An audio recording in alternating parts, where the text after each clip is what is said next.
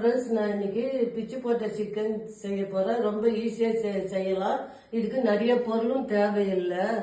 எப்படி செய்யறதுன்னு பார்க்கலாம். வடசட்டியில எண்ணெய் ஊற்றிக்கலாம். எண்ணெய் ஊற்றிட்டு கருவேப்பிலை,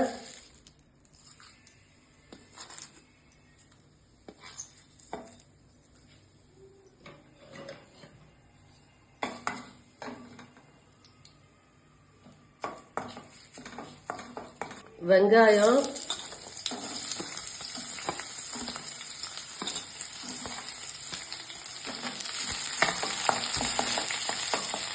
இது வெங்காயமும் கருவேப்பிலை தான் டேஸ்ட்டு. வெங்காயம் நிறைய போட்டுக்கணும்.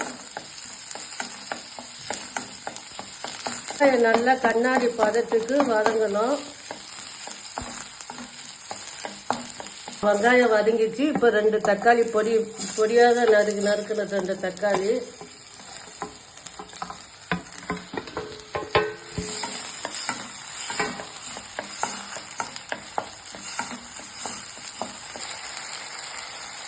கொஞ்சமா மஞ்சள் தூள், உப்பு கொஞ்சம், ஏற்கனவே சிக்கன்ல உப்பு இருக்குங்க.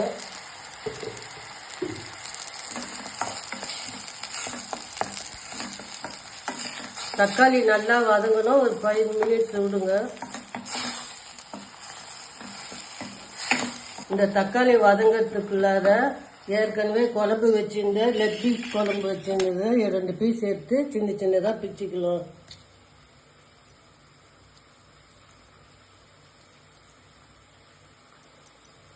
தக்காளியும் வதங்கிடுச்சு. எலும்பு இல்லாத சிக்கன்லாம் பிச்சாச்சு. இப்போ தக்காளியும் வதங்கிடுச்சு. இப்போ இதில் ஒரு ஸ்பூன் கரம் மசாலா,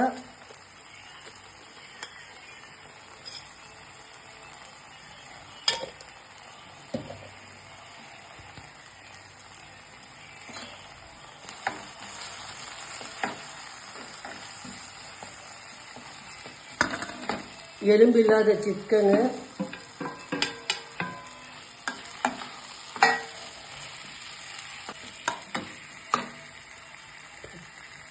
நல்லா மிக்ஸ் பண்ணுங்க.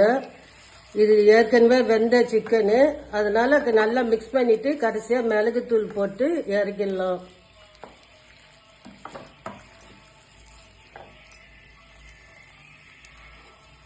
மிளகுத்தூள் போட்டுடலாங்க.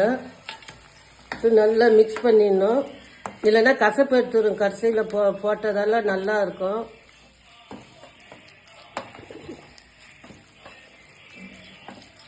அது ரெடி ஆயிடுச்சு. ரசம் சாதம், சப்பாத்தி, தோசை இதுக்கெல்லாம் நல்லா இருக்கும். தோசை மெலிசா சுட்டு அது நடுவில் வச்சு கறி தோசை மாதிரி சாப்பிட்டீங்கன்னா இன்னும் நல்லா இருக்கும்.